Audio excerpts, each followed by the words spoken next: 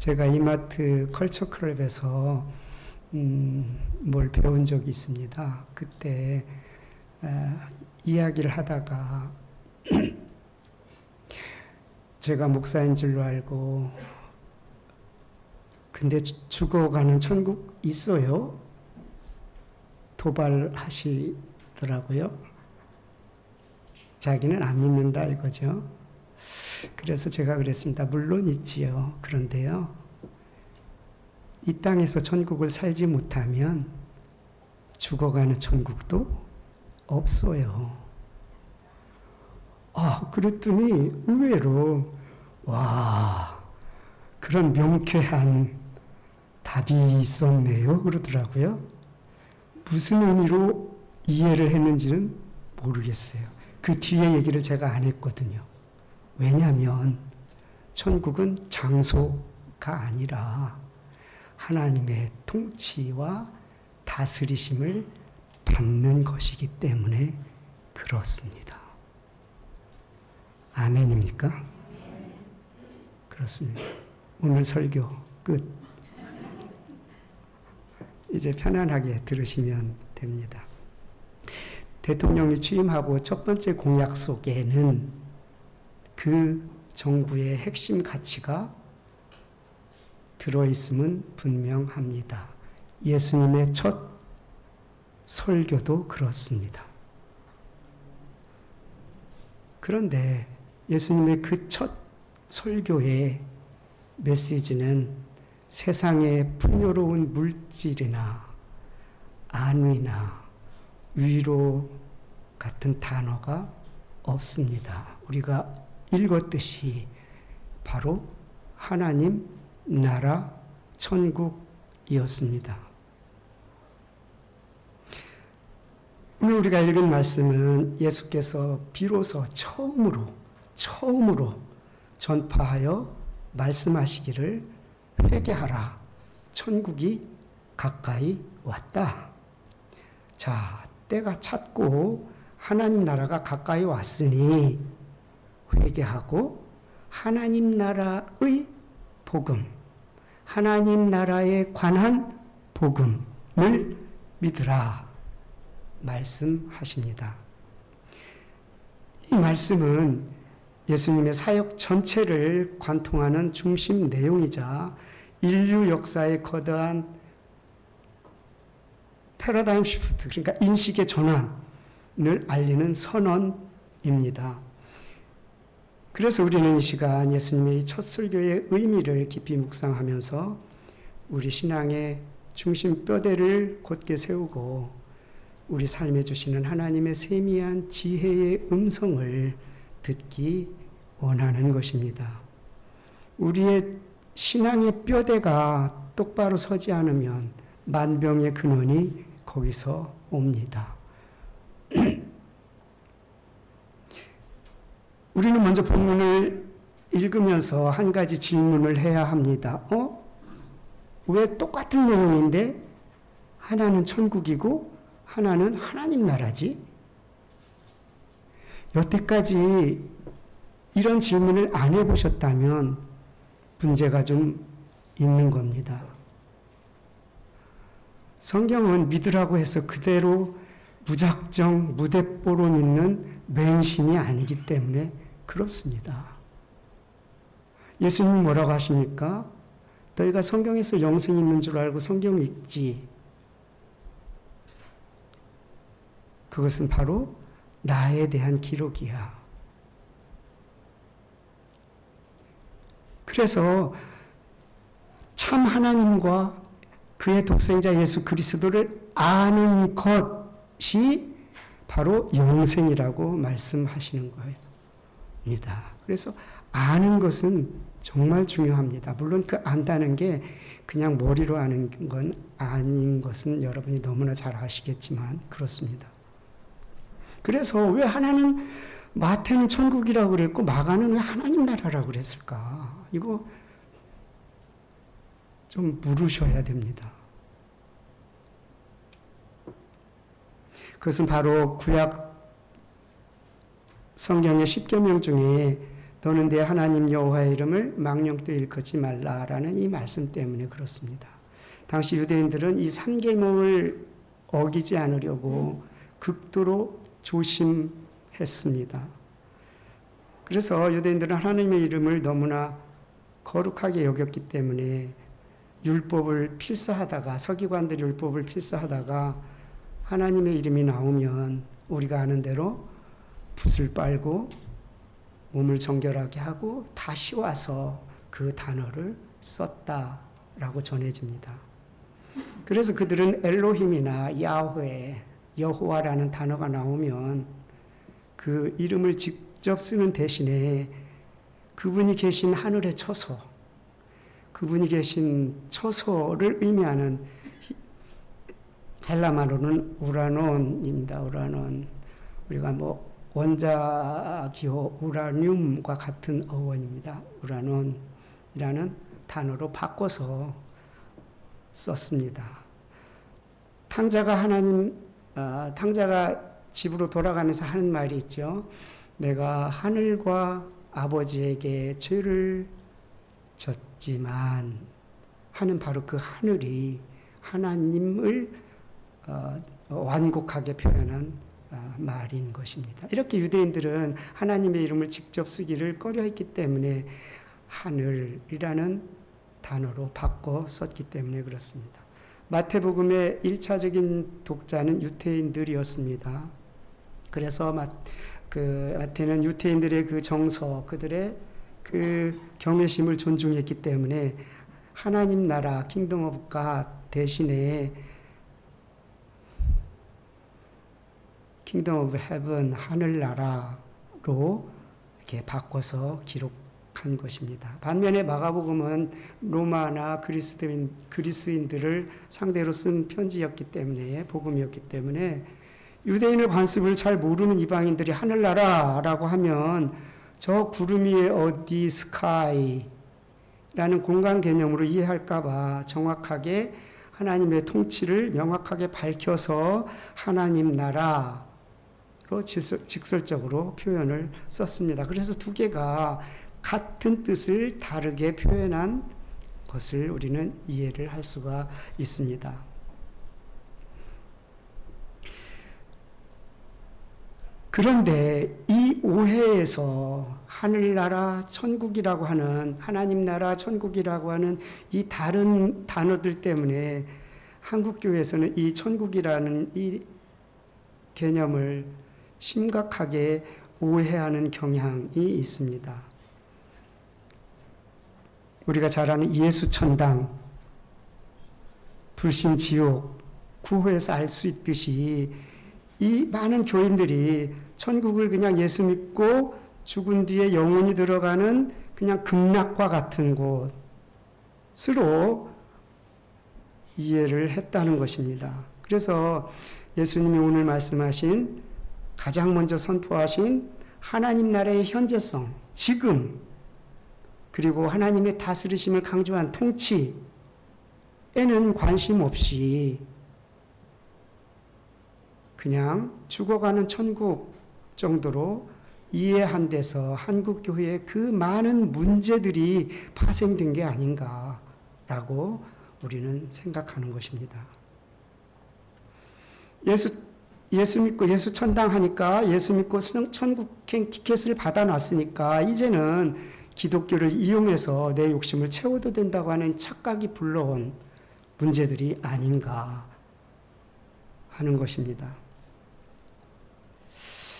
왜 이렇게 천국이 하나님의 통치가 생략된, 죽어서 가는 공간으로만 축소되었을까요? 여기에는 역사적인 배경을 우리가 살펴봐야 됩니다. 과거 한국에 복음이 처음 들어올 때 존 로스나 맥킨타이어 같은 그 선교사들이 그 이제 이응찬이나 서상윤 같은 그 조선인들의 도움을 받아서 중국 성경을 한국 성경으로 번역을 했습니다. 그 과정에서 중국 성경이 바실레이아라고 하는 이 하나님의 통치 개념을 뭘로 번역을 할까 하다가 장소 개념이 강한 나라 국자로 번역을 한 거예요. 그래서 중국 성경에 천국으로 번역한 것을 우리가 그대로 갖다 쓰니까 하늘천 나라국이 된 거예요. 근데 이 하늘천 나라국이 그 동양의 유불선, 유교, 불교, 도교 사상에서 말하는 죽어가는 극락이라는 개념과 딱 이게 합치가 되면서 오해가 생기게 된 것입니다. 그래서 성경이 말하는 천국은 장소 개념이라기보다는 하나님의 왕권과 다스림, 즉 통치와 주권 개념이 핵심인 것입니다.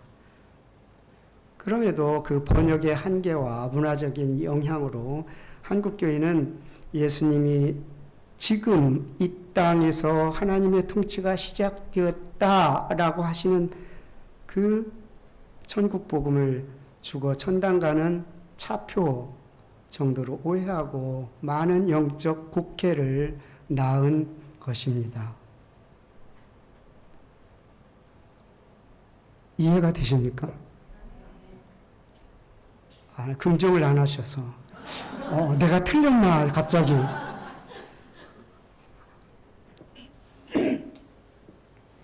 우리는 국가의 그 3대 요소를 알고 있습니다. 뭐가 있죠? 주권이 있어야 되고, 백성이 있어야 되고, 영토가 있어야 되죠. 그렇다면 그걸 하나님 나라에 대입하면 주권은 다스리시는 하나님의 통치, 백성은 예수 그리스도를 나의 주님, 나의 왕으로 고백하는 우리들, 그러면 영토는 하나님의 주권이 미치는, 통치하시고 다스리시는 주권이 미치는 모든 것이 바로 하나님 나라인 것입니다. 그러면 하나님 나라에 관해서 예수님이 선포하신 진짜 그 의미는 무엇일까? 그것은 본질적으로 하나님 나라의 회복을 말합니다. 그렇다면 여기서 또 한 가지 의문이 생깁니다. 회복이라니, 그러면 하나님 나라가 언제는 없었던 것인가? 아닙니다. 창세 이래로 하나님의 다스리심과 주권적인 통치는 단절된 적이 없습니다.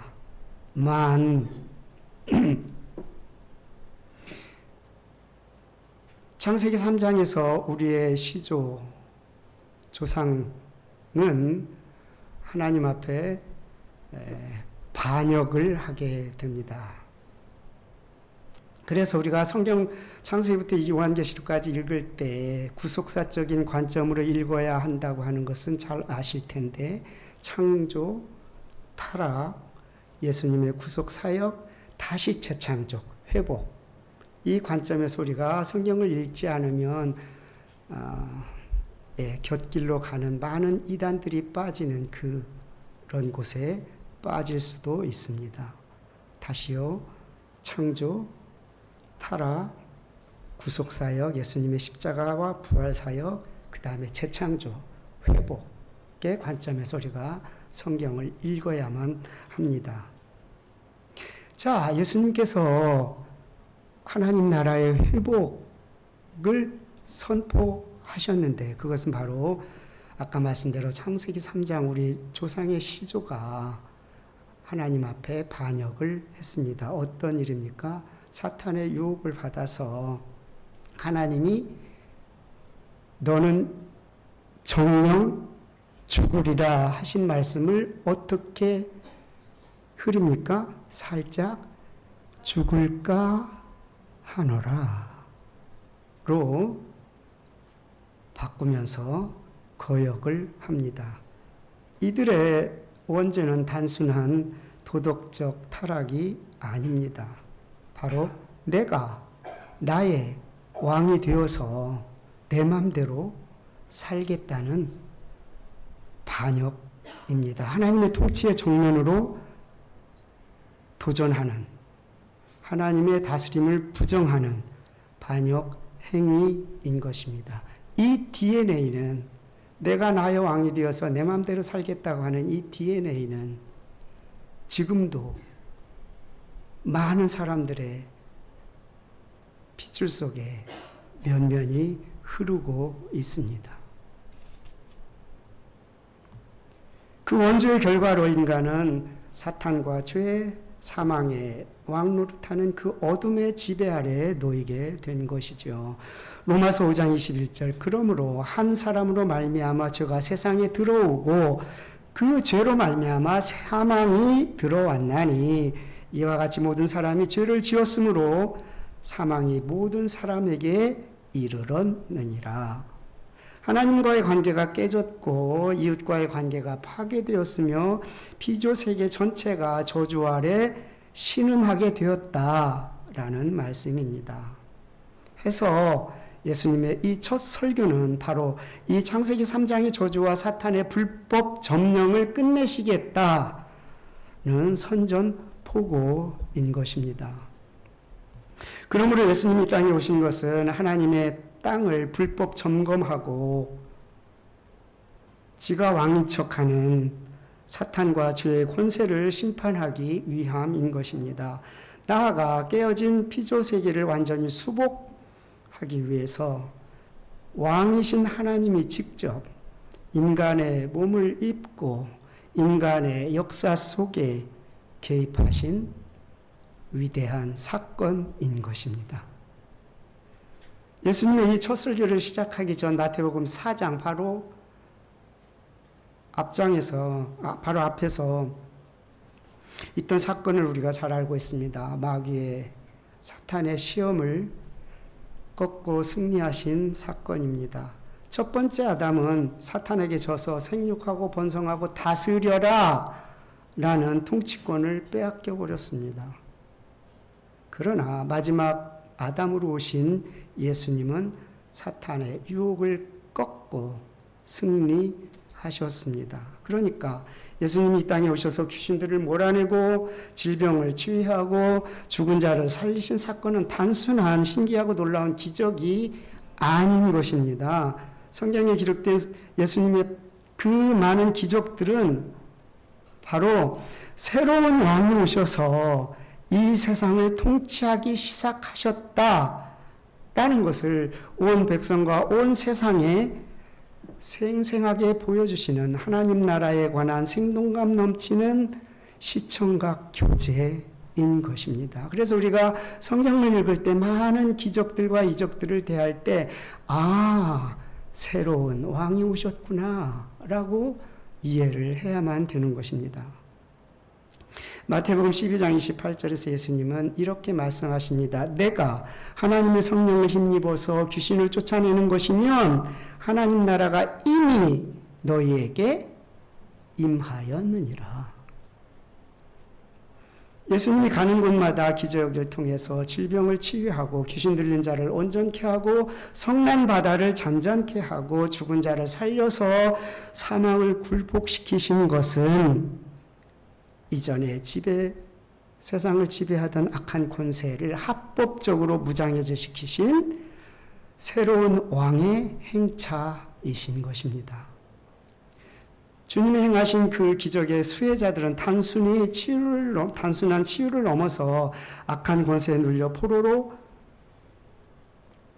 고통받던 자들이 참된 왕의 출현으로 인해서 자유를 얻은 해방 사건이 되는 것입니다. 그래서 예수님의 모든 기적과 표적은 내가 이 세상의 참된 통치자이고 이제 사탄의 결박을 끊고 내 백성을 건져낸다 라는 강력한 선포인 것입니다.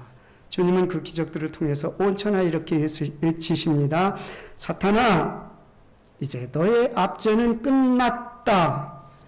깨어졌던 하나님과의 관계는 회복되었고 하나님의 다스리심이 본래의 그 아름다운 에덴 동산이 바로 나로 말미암아 마침내 하늘에서와 같이 이 땅에서도 시작되었다. 예수님은 이 선포대로 십자가 위에서 다 이루었다 말씀하심으로 완성하십니다. 이분이 바로 우리의 왕이십니다. 그러니까 예수님이 다스리시는 하나님 나라는 죽어서 가는 나라가 아니라 죄로 파괴된 인류 역사와 지금 여기 바로 우리 삶 한복판에서 하나님의 공의와 통치를 다시 세우는 거대한 회복의 나라입니다. 그리고 우리는 바로 이 나라의 백성이자 이 나라를 통치하는 왕의 자녀들입니다.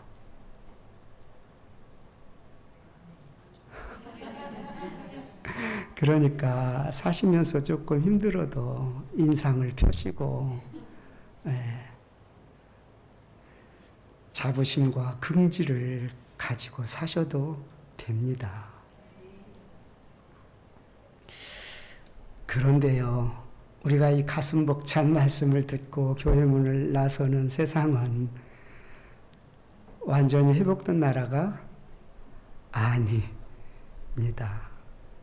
그래서 신학자들은 우리의 이 영적인 위치를 이미와 아직은 아닌 already but not yet이라고 칭합니다. 예수 그리스도의 십자가 부활로 인해서 하나님 나라는 이미 우리 가운데 임했습니다만 주님이 오실 그날까지 완성된 하나님의 나라는 아직은 아닌 것입니다. 바로 이 이미와 아직 사이의 이 틈바구니에서 우리는 매일매일 치열한 갈등을 겪는 것입니다. 그것이 자연스럽습니다. 왜? 우리가 몸담고 살아가는 이 세상은 불의하고 불합리하고 뭘 상식하기까지 해서 그렇습니다. 악인들이 더 부를 축적하고 높은 자리에서 호령하는 세상입니다. 외국노 자식들은 나라 판돈으로 유학하고 높은 관직, 국회의원도 되고 대기업 오너도 돼서 떵떵거리고 호의호식하며 살아갑니다. 반면에 나라 찾겠다고 만주벌판 눈 속에서 헤매면서 죽어간 독립투사들의 자손들은 공부도 못하고 대물림 도는 그 가난 속에서 허덕이고 있는 것이 바로 이 몰상식한 불의한 세상입니다. 그래서 정직하고 올바르게 살면 손해가 될 것 같고 편법과 거짓을 행하는 자들이 더 주류가 되고 성공하는 것처럼 보이기도 합니다. 상식과 정의가 통하지 않고 유전무죄, 무전유죄라는 말을 우리는 종종 듣습니다. 하나님을 모르는 세상은 그렇다 쳐요. 그 사람들은 기준이 없는 사람들이니까. 그런데 하나님을 믿는다는 교회는 또 어떻습니까? 십자가는 지붕 꼭대기에다 높이 걸었는데 정작 내가 지고 가야 할 나의 십자가는 내다 버렸습니다. 어떤 교회는 교인들의 헌금으로 이룬 수천억 건물, 교회 재산을 사기업처럼 자기 자식에게 세습했습니다.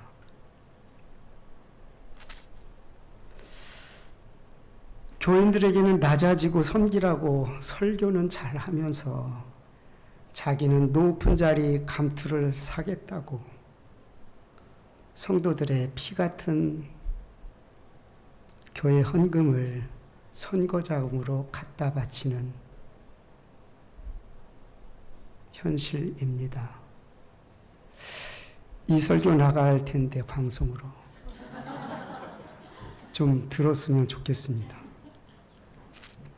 이런 말도 안 되는 불합리한 세상 속에서 하나님의 백성으로 천국 시민의 가치관을 붙들고 살아간다는 것은 결코 쉬운 일이 아닙니다. 하나님 나라 제일 되는 헌법, 하나님을 사랑하고 내 이웃을 내 몸같이 사랑하라는 이 최고의 법을 따라야 하는 우리에게는 갈등과 부대낌이 당연히 따르기 마련입니다. 예수님을 믿으면 모든 고난이 사라지고 부자 되고 성공하고 꽃길만 걷게 된다고 외치는 거짓 목자들도 있습니다만은 현실이 그렇지 않음을 우리는 너무나 일상에서 잘 알고 있습니다. 물론 세상과 동화되어서 세태의 흐름을 따라 죽은 물고기처럼 그냥 떠내려가면 그렇게 될지도 모르겠습니다. 만 예수님의 제자가 되어서 예수님의 팔자취를 따라 이 세상을 거슬러 헤쳐 가려면 가치관이 다른 이 세상과 충돌할 수밖에 없고 갈등과 어려움은 피할 수 없는 것이 우리의 위치입니다. 왜냐하면 우리의 왕이신 예수님이 먼저 길을 내시고 걸어가신 그 길, the way가 바로 십자가의 길이었기 때문에 그렇습니다. 그래서 우리는 내 몫에 십자가 지고 복음과 함께 고난을 받는 좁은 길을 따라 걸어가는 사람들입니다. 세상 사람들이 몰려가는 그 화려하고 넓은 길이 좋아 보이기도 하지만 결국 장마철 지붕 위에 풀처럼 금방 사라지고 없어질 허황된 것임을 우리가 알기 때문에 반면에 우리가 따르는 주님의 길은 당장 힘들고 어려운 십자가 길이지만 그 길 끝에는 생명이 있고 말할 수 없는 영광이 우리를 기다리고 있음을 잘 알고 있기 때문에 오늘 우리는 그 길을 찬송하면서 걸어가고 있는 것입니다. 예수님은 요한복음 16장 33절에서 말씀하십니다. 너희가 이 세상에서 어려움을 당하겠지만 많은 환난을 겪겠지만 담대하라. 왜? 내가 세상을 이기었노라. 우리는 오늘도 이미 보장된 승리와 아직 밀려오는 삶의 고난 사이에서 날마다 갈등하며 살아가야 합니다. 또 살아내야 합니다. 때로는 세상 속에서 도살장의 양같이 무기력해 보일 수도 있고 예기치 못한 질병과 불의의 사고와 실패, 영적 침체라는 치열한 현실에 부딪힐 수도 있습니다. 그러나 우리가 분명히 기억해야 할 것은 하나님 나라의 전부이신 독생자까지 아낌없이 우리를 위해 내어주신 그 하나님이 우리의 왕, 우리의 아버지라는 그 변함없는 사실입니다. 해서 지금 우리가 마주한 갈등과 어려움은 우리를 넘어뜨려서 패배하게 하는 걸림돌이 아니라 오히려 하나님의 살아계심과 그분의 사랑을 경험할 수 있는 은혜의 디딤돌일 수도 있다는 것입니다. 우리가 어려움을 당할 때 이것이 걸림돌인가, 이것이 디딤돌인가는 해석하기에 달려 있습니다. 문제는 우리가 우리의 정체성을 분명히 기억하고 있어야 한다는 것입니다. 우리가 이 거친 세상에서 넉넉히 이기기 위해서는 내가 누구인지 분명히 아는 정체성이 분명히 해야 합니다. 우리의 아이덴티티. 우리는 아직은 아닌 왕국에 살고 있지만 동시에 하나님 나라의 시민이자 만왕의 왕이신 하나님의 자녀로 이 세상을 살아가고 있습니다. 이 정체성이 분명하면 우리는 흔들리는 세상 속에서 살지만 낙심하지 않고 십자가도의 능력으로 모든 어려움을 넉넉히 이겨낼 수가 있게 되는 것입니다.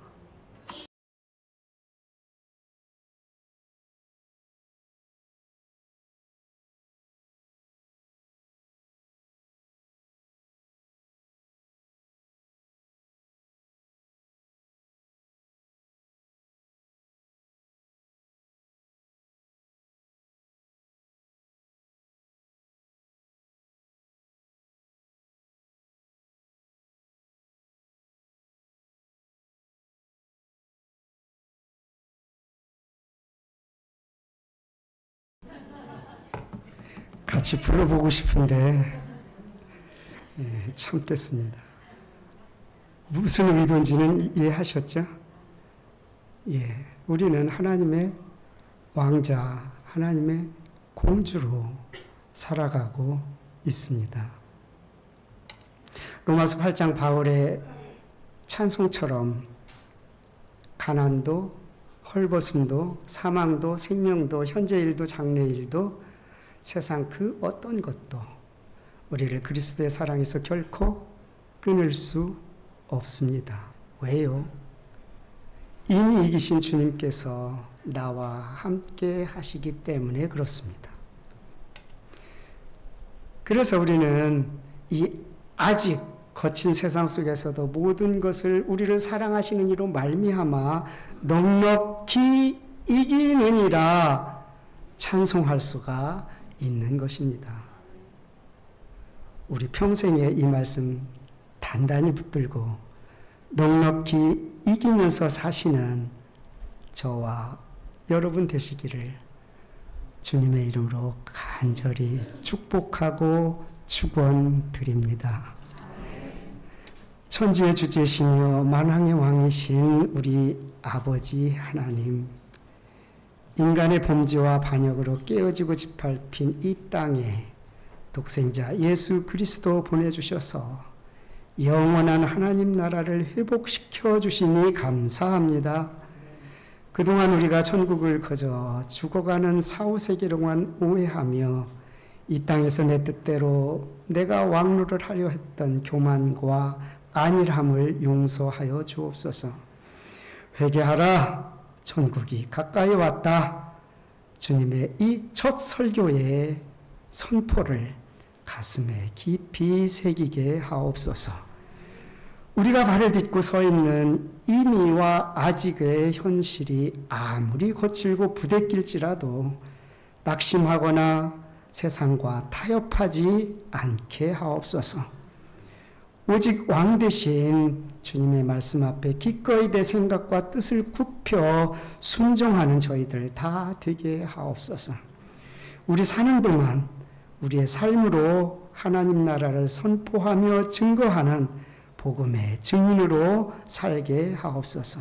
우리의 정체성을 분명히 하고 어떤 갈등 상황 속에서라도 하나님 나라의 자녀이며 시민임을 기억하며 넉넉히 이기는 믿음의 대장부들 다 되게 하옵소서. 우리 매일의 삶을 통해서 우리 주변이 그 어디나 하늘나라 되게 하시고 이미 임한 하나님의 영광이 이 땅에 가득히 드러나게 하옵소서. 우리의 왕이신 예수 그리스도의 이름으로 기도합니다. 아멘.